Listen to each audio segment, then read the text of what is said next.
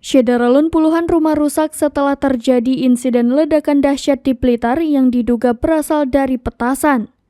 Peristiwa ini berasal dari satu rumah warga di Dusun Sadeng, Desa Karangbendo, Kecamatan Ponggok, Blitar, Jawa Timur pada Minggu 19 Februari 2023. Salah satu warga setempat, Cito, membeberkan kesaksiannya saat detik-detik ledakan terjadi. Pintu samping rumahnya terlepas hingga dindingnya retak karena guncangan dari ledakan tersebut. Cito mengatakan suara ledakan begitu keras, bahkan awalnya ia mengira ledakan itu berasal dari petir. Sumber ledakan diduga berasal dari rumah Darman yang kondisinya hancur rata dengan tanah.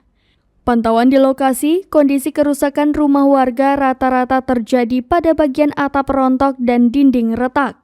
Data sementara, ada 25 rumah warga di Dusun Sadeng, Desa Karangbendo, Kecamatan Ponggok, Kabupaten Blitar, Jawa Timur yang berada di sekitar lokasi ledakan ikut rusak.